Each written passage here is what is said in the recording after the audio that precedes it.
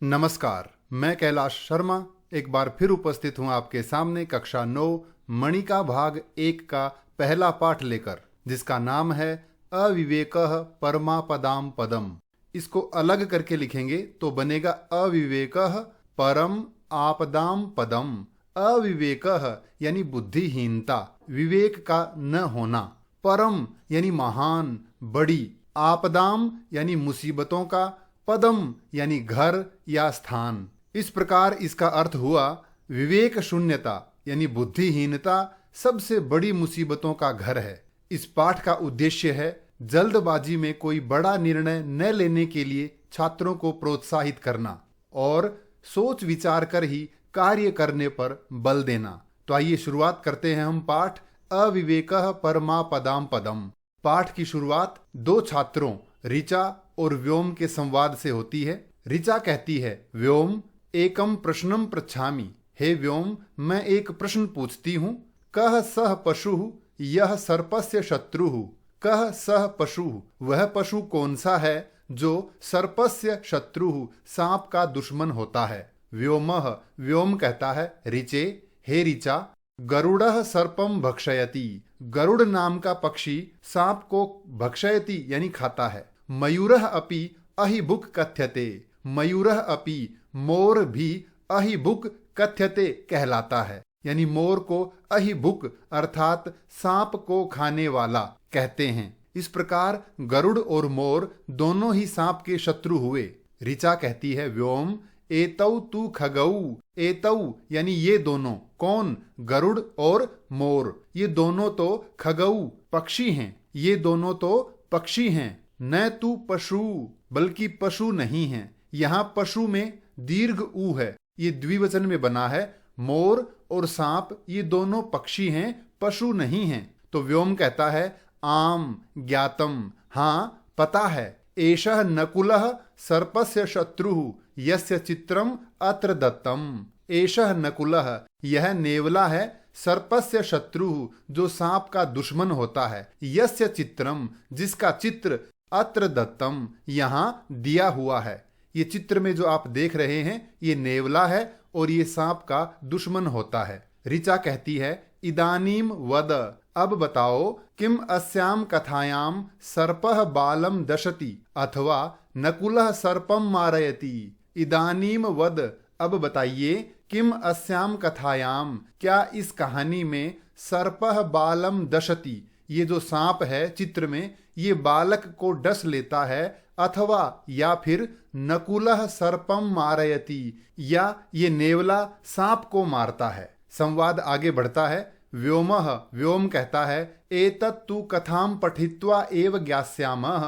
एतत् तु, यह तो, कथाम पठयित्वा, कथा को, इस कहानी को पढ़कर ही, ज्ञास्यामः, पता करेंगे। परंतु प्रथमम एतत् वद, परंतु लेकिन, प्रथमम पहले यह बताओ, कुतः गृहीता एषा कथा। कुतः गृहीता, कहाँ से ली गई है, एषा कथा, यह कहानी। यह कहानी कहाँ से, कौन से ग्रंथ से ली गई है। ऋचा कहती है, मम आचार्या अकथयत, मेरी आचार्या यानी अध्यापिका ने कहा था, एषा कथा हितोपदेशात गृहीता, यह कहानी हितोपदेश नामक ग्रंथ से गृहीता, ली गई है।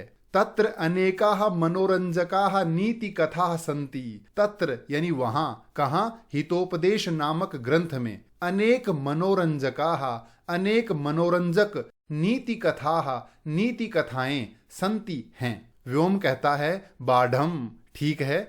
पाठम पठित्वा, पाठ पढ़कर, तव प्रश्नस्य उत्तरम दास्यामि, तुम्हारे प्रश्न का उत्तर देता हूँ। कौन से प्रश्न का? कि सांप बच्चे को खाता है या नेवला सांप को मारता है, उसका उत्तर मैं कहानी पढ़कर देता हूँ। ऋचा कहती है, शोभनम, अच्छा, अधुनाम पाठम पठामः, अब पाठ पढ़ते हैं। ये इस संवाद से संबंधित कठिन शब्दार्थ। कथा का आरंभ होता है, अस्ति उज्जयिन्याम माधवः नाम विप्रः। अस्ति, अस्ति का अर्थ होता है ह, लेकिन जब किसी कहानी में किसी वाक्य की शुरुआत अस्ति से हो तो उसका अर्थ होगा था। अस्ति उज्जयिन्याम, उज्जयिनी नामक नगरी में, माधवः नाम विप्रः, माधव नाम का ब्राह्मण अस्ति यानी था। उज्जैनी नामक नगरी में एक माधव नामक ब्राह्मण था। एकदा तस्य भार्या स्वबालापत्यस्य रक्षार्थम तम अवस्थाप्य स्नातुम गता। एकदा एक बार तस्य भार्या उसकी पत्नी, उस ब्राह्मण की पत्नी, स्वबालापत्यस्य अपत्य, अपत्य कहते हैं संतान, बाल यानी छोटे, स्व यानी अपने, अपने छोटे पुत्र की रक्षार्थम रक्षा के लिए, तम अवस्थाप्य, तम यानी उसे, किसे, उस ब्राह्मण को, अवस्थाप्य नियुक्त करके, अर्थात ये जिम्मेदारी दे करके, स्नातुम गता नहाने गई। ये स्नातुम गता जो आया है नहाने के लिए, ये पास की ही किसी झील या नदी में स्नान करने के लिए गई हैं। अथ ब्राह्मणः राज्ञा श्राद्धार्थम निमंत्रितः। अथ अब यानी पत्नी के जाने के बाद, ब्राह्मण राज्ञा राजा के द्वारा, श्राद्धार्थम श्राद्ध के लिए अर्थात भोजन ग्रहण करने के लिए, निमंत्रितः निमंत्रित किया जाता है, यानी राजा ब्राह्मण को भोजन के लिए बुलाता है। ब्राह्मणः सहज दारिद्र्यात् अचिंतयत्। ब्राह्मण सहज दारिद्र्यात् अर्थात अपनी गरीबी के कारण अचिंतयत् सोचता है। यदि सत्वरम न गच्छामि, यदि सत्वरम यानी शीघ्र, जल्दी, न गच्छामि नहीं जाता हूं, तरहि तो अन्यः कश्चित् श्राद्धार्थम वृत्तः भवेत्। अन्यः कश्चित् और दूसरा कोई व्यक्ति श्राद्धार्थम श्राद्ध के लिए, भोजन के लिए, वृत्तः भवेत् बुला लिया जाएगा। यतः क्योंकि आदानस्य प्रदानस्य कर्तव्यस्य च कर्मणः क्षिप्रम क्रियमाणस्य कालः पिबति तद्रसम। इसका अन्वय है आदानस्य प्रदानस्य क्षिप्रम अक्रियमाणस्य च कर्तव्यस्य कर्मणः तद्रसम कालः पिबति।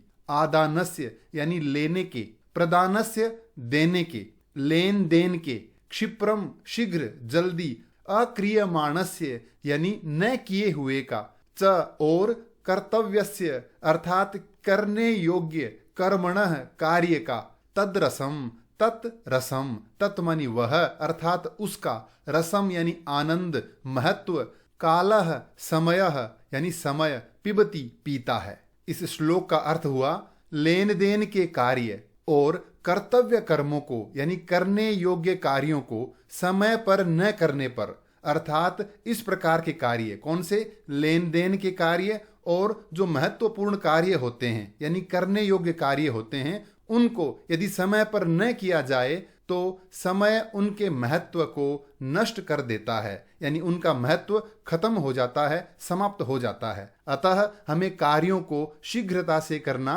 चाहिए। ये इस कथा से संबंधित कठिन शब्दार्थ। किंतु बालस्य अत्र रक्षकः नास्ति। किंतु लेकिन, बालस्य बच्चे का, अत्र यहाँ, रक्षकः नास्ति कोई रक्षक नहीं था, बच्चे की देखभाल करने वाला दूसरा कोई नहीं था। तत् किम करोमि, अब क्या करूं। ब्राह्मण सोचता है कि अब मैं क्या करूं, किसे इसकी रक्षा में छोड़ करके जाऊं। भवतु ठीक है, चिरकाल पालितम, चिरकाल पालितम लंबे समय से पाला गया हुआ, इमम यह, पुत्र निर्विशेषम पुत्र के समान, नकुलम नेवले को, बाल रक्षायाम व्यवस्थाप्य गच्छामि, बाल रक्षायाम बच्चे की रक्षा के लिए, व्यवस्थाप्य नियुक्त करके, अर्थात इसे रक्षा के लिए यहाँ छोड़ करके, गच्छामि जाता हूँ। तथा कृत्वा गतः, वह ब्राह्मण तथा कृत्वा वैसा ही करके, यानी लंबे समय से पाले हुए पुत्र के समान उस नेवले को बच्चे की रक्षा के लिए वहां छोड़कर वह ब्राह्मण चला जाता है। ततस्तेन नकुलेन, ततस्तेन, ततः प्लस तेन, ततः मानी इसके बाद, ब्राह्मण के जाने के बाद, तेन नकुलेन उस नेवले के द्वारा, बाल समीपम उपसर्पन कृष्ण सर्पः दृष्टः, बाल समीपम बच्चे के पास, उपसर्पन जाते हुए, कृष्ण सर्पः काला सांप, दृष्टः देखा गया, यानी नेवले के द्वारा देखा गया कि एक काला सांप बच्चे के पास जा रहा है। सह तम व्यापाद्य, सह वह, कौन, नेवला, तम उसे, किसे, सांप को, व्यापाद्य मारकर, खंडशः कृतवान टुकड़े टुकड़े, कृतवान यानी कर दिए। नेवले ने उस सांप को मारकर खंडशः टुकड़े टुकड़े, कृतवान यानी कर दिया। अत्रांतरे ब्राह्मणोपि श्राद्धम गृहीत्वा उपावृतः। अत्रांतरे इसी बीच ब्राह्मणोपि ब्राह्मणः प्लस अपि ब्राह्मण भी श्राद्धम गृहीत्वा श्राद्ध ग्रहण करके उपावृतः लौट आया, वापस आ गया। ब्राह्मणम दृष्ट्वा ब्राह्मण को देखकर नकुलः रक्त विलिप्त मुख पादः, रक्त विलिप्त खून से सने हुए, खून से लथपथ, मुख यानी मुंह, पादः पैरों वाला यानी खून से लथपथ मुख और पैरों वाला वह नेवला, तस्य चरणयोः उसके चरणों में, उसके पैरों में यानी ब्राह्मण के पैरों में अलुठत लौटने लगा। जब नेवले ने सांप को मार दिया और उसके बाद ब्राह्मण घर आया तो ब्राह्मण को देखकर वह नेवला उसके पैरों में लौटने लगा। ये इस कथा से संबंधित कठिन शब्दार्थ। विप्रह तथा विधम तम दृष्ट्वा, विप्रह यानी ब्राह्मण ने, तथा विधम इस हालत में, तम उसे, उस नेवले को, दृष्ट्वा देखकर, बालको अनेन खादित इति अवधार्य, बालकः बालक, अनेन खादितः इसके द्वारा खा लिया गया, यानी यह नेवला मेरे बच्चे को खा गया, इति अवधार्य यह निश्चित करके, यह सोच करके, कोपात क्रोध के मारे, नकुलम व्यापादितवान नेवले को मार देता है। ब्राह्मण देखता है कि उसके मुंह और पैर खून से लथपथ हैं, यानी इसने मेरे बेटे को मार दिया, और क्रोध में आकर वह ब्राह्मण उस नेवले को मार देता है। अनंतरम यावत इसके बाद उपसृत्य पास जाकर, किसके, अपत्यम अपने संतान को, पश्यति देखता है, पास जाकर अपने बेटे को देखता है, तावद तो बालकः सुस्थः, बालक सुस्थः यानी ठीक है, बालक सही सलामत है, सर्पश्च और सांप व्यापादितः तिष्ठति, व्यापादितः मरा हुआ, तिष्ठति यानी है, बच्चा तो सही सलामत है और सांप मरा हुआ है। ततः इसके बाद उपकारकम नकुलम उस उपकार करने वाले यानी कृतज्ञ नकुल को यानी नेवले को, उपकार करने वाले नेवले को मृतम निरीक्ष्य मरा हुआ देखकर आत्मानम स्वयं को, खुद को, मुषितम मन्यमानः, मुषितम यानी ठगा हुआ, लुटा हुआ सा, मन्यमानः मानता हुआ, ब्राह्मणः वह ब्राह्मण परम विषादम अगच्छत, परम विषादम बहुत दुखी, अगच्छत हो गया। उस नेवले को मरा हुआ देख करके ब्राह्मण सोचता है कि मैंने ऐसे उपकारी, लंबे समय से पाले हुए, पुत्र के समान पाले हुए इस नेवले को मार दिया, और यह देखकर वह बहुत दुखी होता है। ये इस कथा से संबंधित कठिन शब्दार्थ। अत उच्यते इसलिए कहा है, सहसा विदधीत न क्रियाम अविवेकः परमापदाम पदम वृणते ही विमृश्यकारिणम गुणलुब्धा स्वयमेव संपदः। इसका अन्वय है, क्रियाम सहसा न विदधीत, क्रियाम कार्य को, सहसा अचानक, न विदधीत नहीं करना चाहिए, किसी भी कार्य को अचानक से नहीं करना चाहिए। अविवेकः बुद्धिहीनता, क्योंकि बुद्धिहीनता, विवेक शून्यता, बिना विचारे काम करना, परम बड़ी बड़ी महान, आपदाम मुसीबतों का, पदम स्थान या घर, अस्ति है, विमृश्यकारिणम अर्थात सोच विचार कर कार्य करने वाले नरम मनुष्य को, गुणलुब्धाः गुणों की ओर आकर्षित होने वाली, संपदः संपत्तियां यानी लक्ष्मी, स्वयं एव ही वृणते, स्वयं एव अपने आप ही, वृणते चुन लेती हैं, स्वीकार कर लेती हैं। इसका अर्थ है बिना सोच विचार के किसी काम को नहीं करना चाहिए, क्योंकि विवेकहीनता बड़ी मुसीबतों का घर है। सोच विचार कर कार्य करने वाले व्यक्ति को गुणों की ओर आकर्षित होने वाली लक्ष्मी स्वयं चुन लेती है। प्यारे विद्यार्थियों, इसी श्लोक का जो ये भाग है, अविवेकः परमापदाम पदम, यही पाठ का नाम रखा गया है, यानी बुद्धिहीनता बड़ी बड़ी मुसीबतों का घर है, अतः हमें सभी कार्य सोच विचार कर करने चाहिए। ये इस श्लोक से संबंधित कठिन शब्दार्थ। अब हम चर्चा करेंगे अभ्यास कार्य पर। पहला प्रश्न है, निम्नलिखित प्रश्नानाम उत्तराणि एक पदेन लिखत। नीचे दिए गए प्रश्नों के उत्तर एक शब्द में लिखिए। पहला है, उज्जयिन्याम किम नाम विप्रह अवसत। उज्जयिनी नगरी में किस नाम का ब्राह्मण रहता था। उत्तर है माधवः। दूसरा प्रश्न है माधवः केन श्राद्धार्थम निमंत्रितः। माधव किसके द्वारा श्राद्ध के लिए आमंत्रित किया गया? राज्ञा, राजा के द्वारा। तीसरा प्रश्न है अक्रियमाणस्य कर्तव्यस्य रसम कः पिबति। न किए जाने वाले कार्यों का रस यानी आनंद कौन पीता है?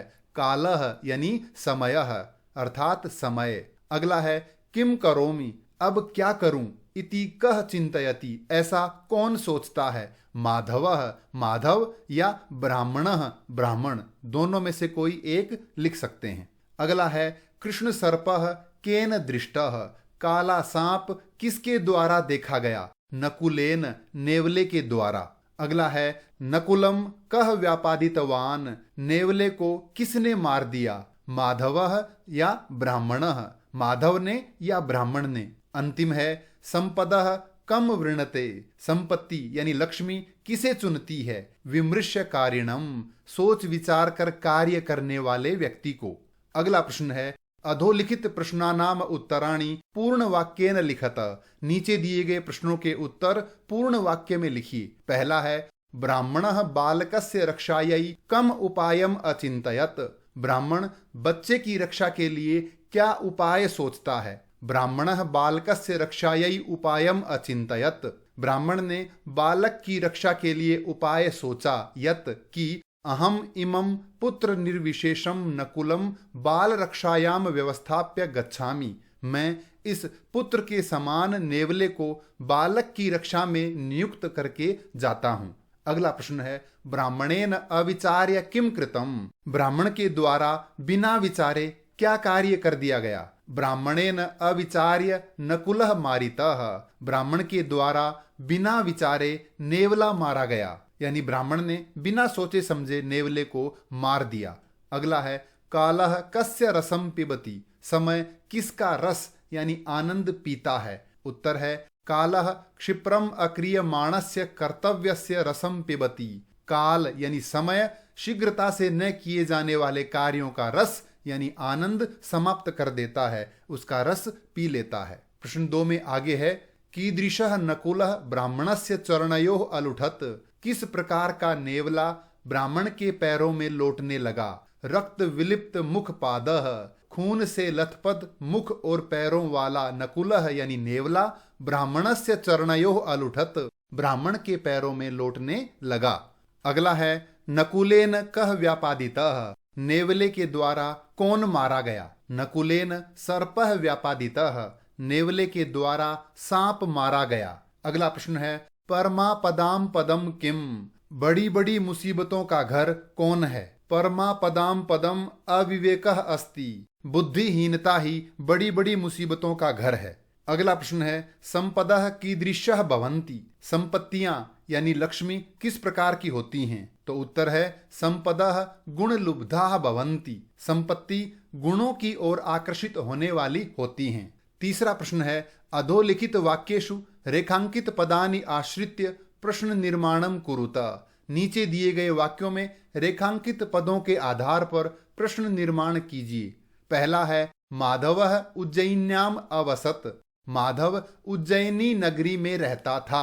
तो प्रश्न क्या बनेगा? कहाँ रहता था? तो हम लिखेंगे माधवः कुत्र अवसत।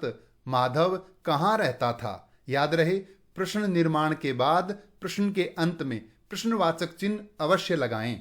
दूसरा है ब्राह्मणी शिशोः रक्षार्थम ब्राह्मणम नियोज्य स्नातुम गता। ब्राह्मणी बच्चे की रक्षा के लिए ब्राह्मण को नियुक्त करके स्नान करने के लिए गई। तो ब्राह्मणम नियोज्य, ब्राह्मण को नियुक्त करके। तो प्रश्न पूछेंगे किसको नियुक्त करके? तो लिखेंगे ब्राह्मणी शिशोः रक्षार्थम कम नियोज्य स्नातुम गता। ब्राह्मणी शिशु की रक्षा के लिए किसको नियुक्त करके स्नान करने गई। अगला है ब्राह्मणः दारिद्र्यात् अचिंतयत। ब्राह्मण ने गरीबी के कारण सोचा। तो किस कारण सोचा? तो कस्मात्। ब्राह्मणः कस्मात् अचिंतयत। अगला है यदि कार्यम क्षिप्रम न क्रियते। यदि कार्य को शीघ्र न किया जाए तदा तो कालः तस्य रसम पिबति। तो समय उसका रस पी लेता है। तो प्रश्न पूछेंगे किसका रस पी लेता है? तो हम लिखेंगे यदि कार्यम क्षिप्रम न क्रियते तदा कालः कस्य रसम पिबति, तो समय किसका रस पी लेता है। प्रश्न 3 में आगे दिया है, सह ब्राह्मणः नकुलम बाल रक्षायाम व्यवस्थापयत, उस ब्राह्मण ने नेवले को बच्चे की रक्षा में नियुक्त किया। तो नेवले को, तो प्रश्न पूछेंगे किसको, तो हम लिखेंगे स ब्राह्मणः, नकुलम के स्थान पे क्या लिखा, कम, स ब्राह्मणः कम बाल रक्षायाम व्यवस्थापयत, ब्राह्मण ने किसको बच्चे की रक्षा में नियुक्त किया। अगला है, नकुलः समीपम आगच्छन्तम कृष्ण सर्पम अमारयत, नेवले ने पास आते हुए काले सांप को मार दिया। काले सांप को, तो बनेगा किसको, तो हम लिखेंगे नकुलः समीपम आगच्छन्तम कम अमारयत, नेवले ने पास आते हुए किसको मार दिया। अगला है, नकुलस्य मुखम पादाः च रक्तेन विलिप्ताः, नेवले का मुख और पैर खून से लथपथ थे। तो रक्तेन, खून से, तो हम पूछेंगे किस से, तो प्रश्न बनेगा नकुलस्य मुखम पादाः च केन विलिप्ताः, नेवले का मुख और पैर किससे सने हुए थे, किससे लथपथ थे। चौथा प्रश्न है, अधोलिखित प्रश्नानाम यथा निर्देशम उत्तरतः, नीचे दिए गए प्रश्नों के उत्तर यथा निर्देशम, निर्देश के अनुसार दीजिए। पहला है, अस्ति उज्जयिन्याम माधवः नाम विप्रः, उज्जैनी नगरी में माधव नाम का ब्राह्मण था। अस्मिन वाक्य किम क्रियापदम प्रयुक्तम, इस वाक्य में क्रियापद कौन सा है, तो हमें पता है धातु रूप कौन सा है, अस्ति, तो उत्तर होगा अस्ति। दूसरा है, किंतु बालस्य अत्र रक्षकः नास्ति, लेकिन बच्चे का कोई भी रक्षक यहाँ नहीं है। अत्र किम कर्तृपदम वर्तते, इस वाक्य में कर्ता कौन है।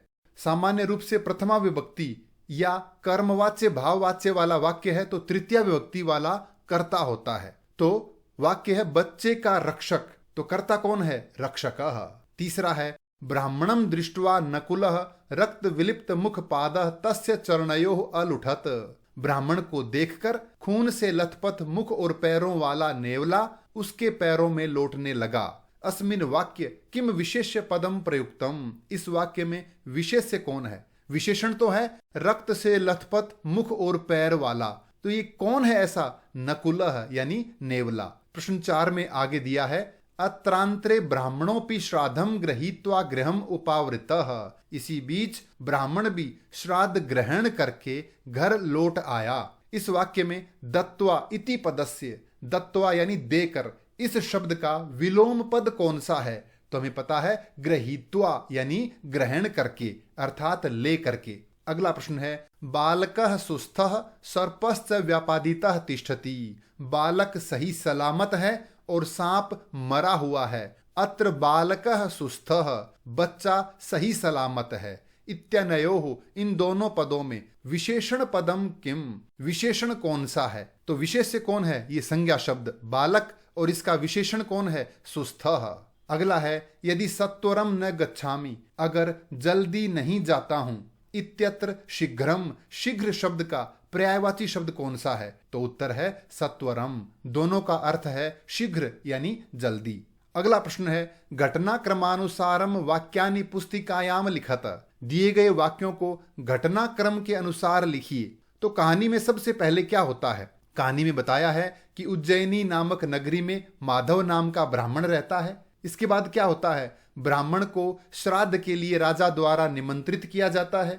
फिर वो ब्राह्मण नेवले को बच्चे की रक्षा में छोड़ करके जाता है। इसके बाद क्या होता है, ब्राह्मण श्राद्ध के लिए राजा के महल में जाता है। इसके बाद क्या होता है, नेवला बच्चे के पास आते हुए काले सांप को देखता है और उसे मार देता है। तब क्या होता है, ब्राह्मण श्राद्ध ग्रहण करके वापस आता है और ब्राह्मण नेवले को रक्त विलिप्त मुख पाद यानी खून से लथपथ मुंह वाला देखता है और ब्राह्मण क्या सोचता है कि इस खून से लथपथ मुख वाले नेवले ने मेरे बच्चे को मार दिया है, खा लिया है। फिर वो ब्राह्मण उस नेवले को मार देता है। इसके बाद ब्राह्मण अंदर जाकर देखता है कि बच्चा तो सही सलामत है और वो दुखी हो जाता है। अंत में कहा है, सहसा क्रियाम न विदधीत, अर्थात हमें अचानक कोई भी कार्य नहीं करना चाहिए। अगला प्रश्न है, अधोलिखित कथनयोः, नीचे लिखे हुए कथनों के उचित भावार्थम, सही अर्थ को इस सही वाले चिन्ह के द्वारा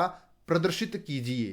कथन है सहसा विदधीत न क्रियाम। इसके 3 भावार्थ दिए हैं, जो सही है उस पे हमें टिक लगाना है। पहला है कार्यम सर्वदा एव विचार्य कर्तव्यम, कार्य को हमेशा सोच विचार कर करना चाहिए। दूसरा है कार्यम यदा कदा एव विचार्य कर्तव्यम, कार्य को कभी कभार ही सोचकर करना चाहिए। तीसरा है कानिचित कार्याणि एव विचार्य कर्तव्यानि न तो सर्वाणि, कुछ कार्यों को सोच के करना चाहिए, सभी को नहीं। तो इन तीनों में सही कौन सा है? सही है पहला, कार्य को हमेशा सोच विचार कर करना चाहिए। दूसरा कथन है क्षिप्रम क्रियमाणस्य कालः पिबति तद्रसम।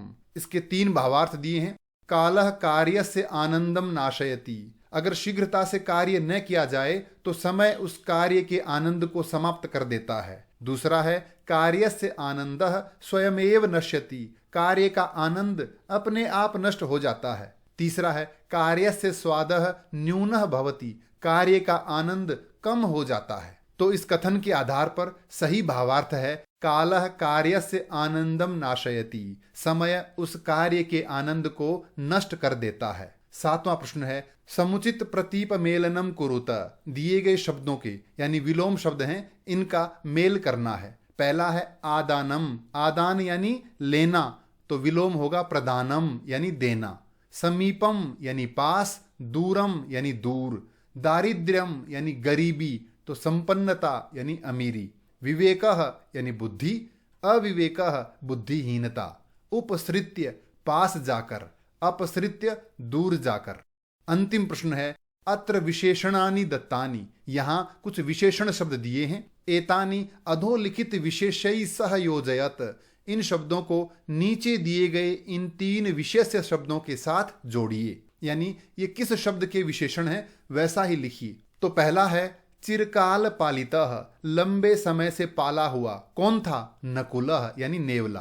पुत्र निर्विशेषः, अपने बच्चे के जैसा, अपने पुत्र के समान, कौन था? नेवला। कृष्णः काला, कौन था? सांप।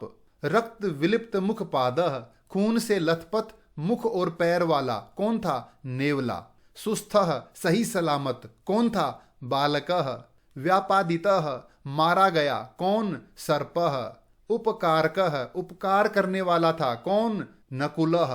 और मृतः, कौन? नकुलः। कहानी के अंत में आया है उपकारकम नकुलम मृतम दृष्टवा, यानी उपकारक नेवले को मरा हुआ देखकर। हालांकि कहानी में सांप भी मारा गया है, लेकिन कहानी की अंतिम पंक्ति में मृतः शब्द नेवले के साथ दिया है। तो ये था पाठ अविवेकः परमा पदाम पदम। इस पाठ से संबंधित कोई भी प्रश्न हो तो कृपया कमेंट्स में लिखकर अवश्य पूछें। धन्यवाद।